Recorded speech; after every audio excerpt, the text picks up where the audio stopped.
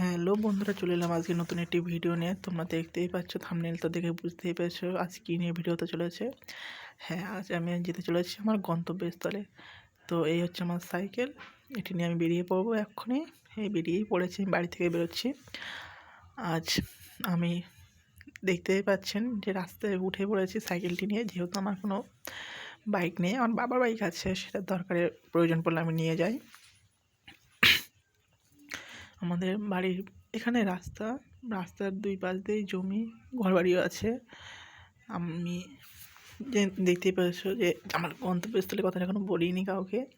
তো যেখানে আমার গন্তব্যস্থলে আমার বাড়ি থেকে যেতে 10 মিনিট লাগে।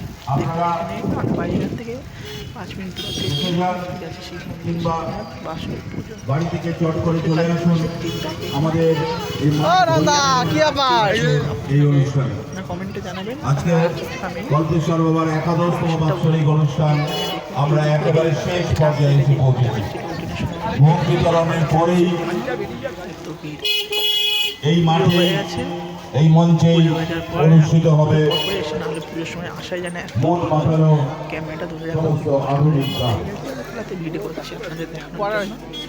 এই যে শিব মন্দিরটা দেখতে পাচ্ছেন, এখানে যে প্রধান যিনি রয়েছেন, মেন হেড যিনি, আপনাদেরকে দেখাতে পাইনি কারণ উনি হয়তো ভিড় তখন একটা বসে বেরিয়ে গেছে, দেখাতে পাইনি, দুঃখিত আমি।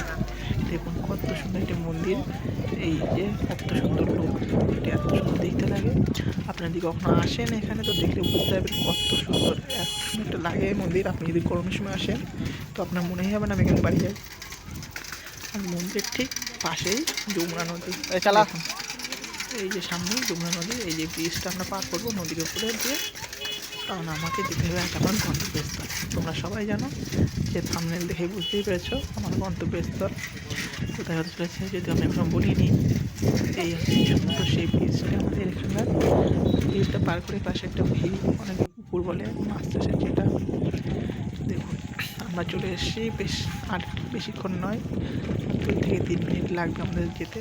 দুই পাশে এই সরিষার জমি, কত সুন্দর না লাগছে প্রকৃতির এই অসীম দৃশ্য, টাকাতেও কিনতে পাওয়া যায় না। আমরা জানি কী করে প্রকৃতির ভালোবাসাটাকে আমরা পাচ্ছি।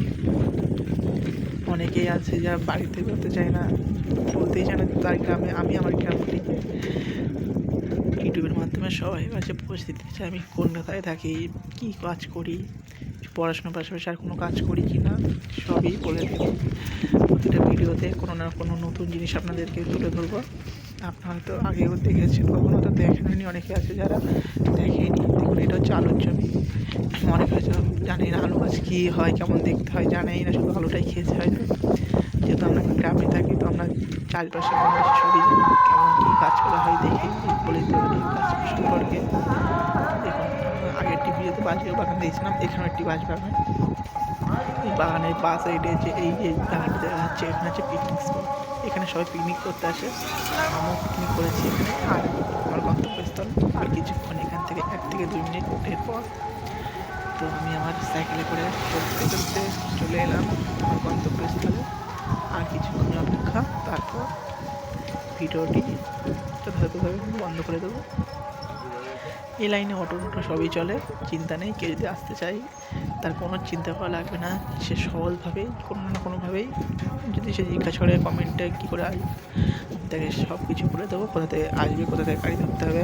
দেখুন কত সুন্দর একটা, এত সুন্দর লাগছে দেখতে, এত সুন্দর একটা ফাঁকা জায়গা, তারপরে একটা রাস্তা।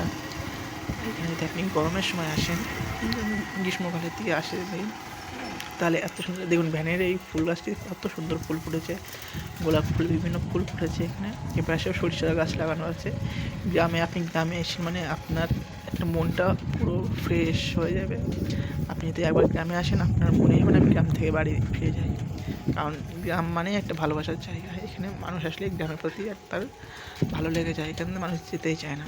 আর যারা শহরে তারা থাকে, কখনো যদি তারা গ্রামে এসে থাকে তারা জানে যে গ্রাম কী জিনিস, এত ভালো লাগে গ্রামে। তো আমি আমার গন্তব্যস্থলে প্রায় এসেই গেছি, আর বেশি দেরি নয়। দেখা হচ্ছে পরে ভিডিওতে, সবাই ভালো থাকবেন।